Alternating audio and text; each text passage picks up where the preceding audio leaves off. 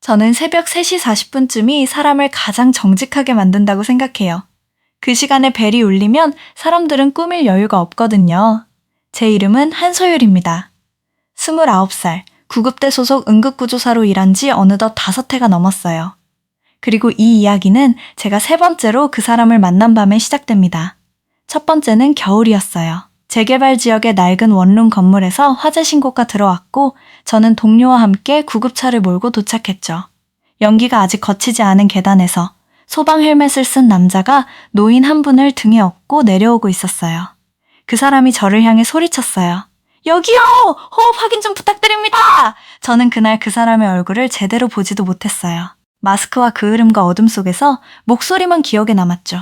낮고 다급했지만 흔들리지 않는 목소리요. 두 번째는 봄이었습니다. 강변도로에서 다중 추돌 사고가 났고 저는 부상자 곁에 무릎을 꿇고 있었어요. 그런데 찢어진 차량 문을 절단기로 뜯어내던 구조대원이 고개를 들었을 때 저는 알아봤어요. 그 눈이었어요. 겨울에 계단에서 마주쳤던 그 눈. 또 뵙네요. 그가 먼저 말을 걸었어요. 절단기 소음 사이로 마치 아무 일도 아니라는 듯이요. 저는 괜히 퉁명스럽게 대답했죠. 이런 자리에서 반갑다는 인사는 좀 이상하지 않아요? 그럼 다음엔 카페에서 뵙는 걸로 하죠. 그 말을 듣고 저는 피식 웃어버렸어요. 사고 현장에서 사람이 다치고 사이렌이 울리는 그 와중에 웃음이 났다는 게 스스로도 이상했지만요. 여러분은 이런 순간을 겪어본 적 있으신가요? 가장 긴장된 상황에서 오히려 사람 냄새 나는 농담 한마디에 마음이 풀리는 그런 순간이요. 그 사람 이름은 강도연이었어요. 소방서 구조대에서 5년째 일하고 있다고 나중에 알았죠. 나이는 저보다 2살 많았고요. 세 번째 만남이 바로 그 새벽 3시 40분이었습니다. 이번엔 사고가 아니라 산에서였어요. 등산로를 벗어난 위치에서 발목을 크게 다친 남성이 있다는 신고였고 접근이 어려워서 구조대와 저희 구급팀이 함께 출동했죠. 랜턴 불빛 사이로 걸어오는 그의 실루엣을 봤을 때 저는 이상하게도 심장이 쿵 내려앉았어요. 두려움이 아니라 다른 종류의 떨림이었어요. 이번엔 산이네요. 그가 웃으며 말했어요. 숨이 조금 찬 목소리였는데도 여유가 묻어 있었죠. 우연히 3번이면 그건 우연이 아니라던데요. 제가 무심코 던진 말에 그는 잠깐 멈칫하더니 대답했어요. 저도 그렇게 생각하던 참이었어요. 그 순간 산속의 차가운 공기 속에서도 얼굴이 화끈거렸던 걸 기억해요. 우리는 함께 환자를 부축해 내려왔고 구급차에 실을 때까지 그는 제 지시를 정확하게 군더더기 없이 따라줬어요. 손발이 잘 맞는다는 게 이런 거구나 싶었죠. 낯선 사람과 손발이 맞는다는 건 생각보다 드문 일이거든요.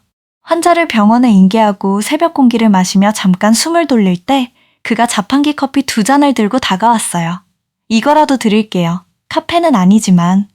저는 그 말에 웃음을 참지 못했어요. 봄에 했던 농담을 기억하고 있었다는 게 별거 아닌데도 마음에 오래 남았어요. 그날부터였던 것 같아요. 무전에서 그의 소속 구조대 코드가 들릴 때마다 저도 모르게 귀를 기울이게 된 게요. 동료들은 눈치가 빨랐어요. 소율씨, 요즘 표정이 다르네. 같이 근무하는 선배 간호사 언니가 놀리듯 말했을 때 저는 아니라고 손사래를 쳤지만 속으로는 뜨끔했죠.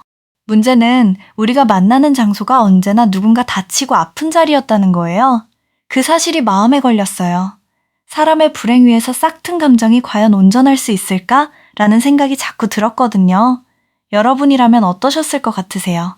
가장 힘든 순간에 만난 사람에게 마음이 갔을 때 그 감정을 믿으실 건가요? 아니면 의심하실 건가요? 여름이 되고 저희는 우연이 아니라 약속으로 만나기 시작했어요. 비번인 날 오후 그가 일하는 소방서 근처 국밥집에서요. 사복을 입은 그는 현장에서보다 훨씬 앳돼 보였고 말도 더 많았어요. 사실 처음 계단에서 뵀을 때 목소리가 참 침착하다고 생각했어요. 그 와중에도요. 그가 수줍게 말했을 때 저는 괜히 국밥을 휘저으며 딴청을 부렸어요. 저는 그때 얼굴도 못 봤는데요. 저는 봤어요. 마스크 위로 눈만요. 근데 그걸로 충분했어요. 이런 말을 아무렇지 않게 하는 사람이라니 저는 조금 당황스러웠지만 싫지 않았어요. 하지만 여름 끝자락 저희 관계에 처음으로 균열이 생겼어요. 태풍이 지나간 다음 날 침수된 지하주차장에서 고립된 사람들을 구조하는 작업이 있었어요. 저는 대기구역에서 무전으로 상황을 듣고 있었는데 그가 물이 차오르는 공간에 들어갔다는 소식에 숨이 턱 막혔어요. 30분, 40분, 무전이 끊겼다 이어지길 반복했어요. 저는 그 자리에서 아무것도 할 수 없다는 무력감에 손이 떨렸어요. 응급처치는 제가 제일 잘한다고 자부했는데 정작 가장 중요한 순간에는 기다리는 것 말고 할 수 있는 게 없더라고요. 그가 무사히 나왔을 때 저는 반가움보다 화가 먼저 났어요.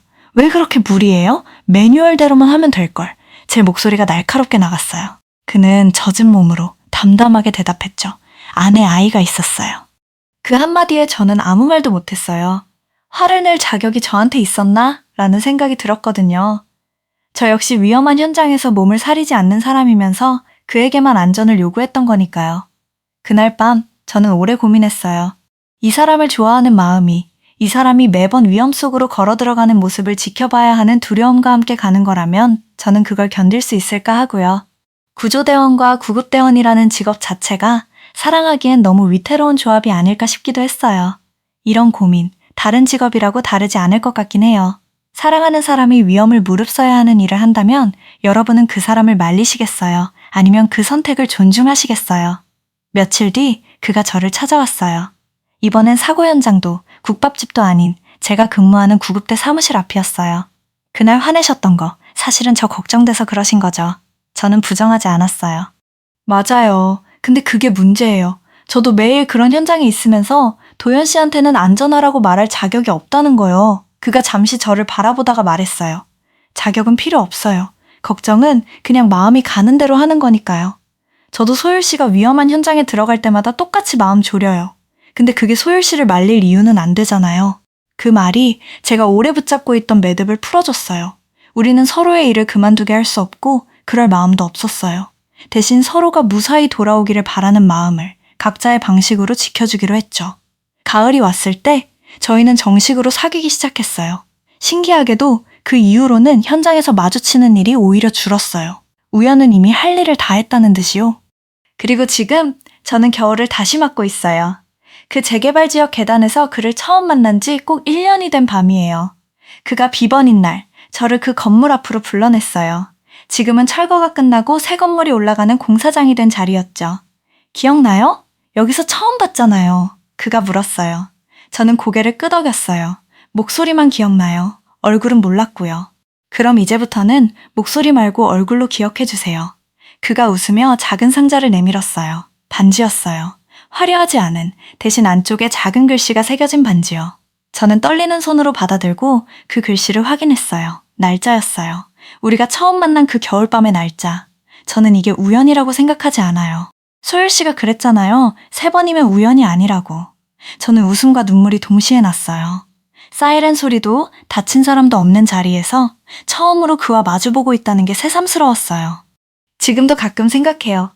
그 겨울 연기 자욱한 계단에서 마스크 너머로 눈만 마주쳤던 그 순간이 없었다면 저희는 지금 여기 없었겠죠. 사람의 인연이라는 게 참 이상해서 가장 위태로운 순간에 가장 단단한 것이 시작되기도 하나 봐요. 여러분의 인생에도 예상치 못한 자리에서 시작된 인연이 있으신가요? 저는 지금도 무전이 울릴 때마다 아주 잠깐 그 목소리를 기다리는 버릇이 남아있어요. 이제는 더 이상 현장에서 그를 찾을 필요가 없는데도 말이에요.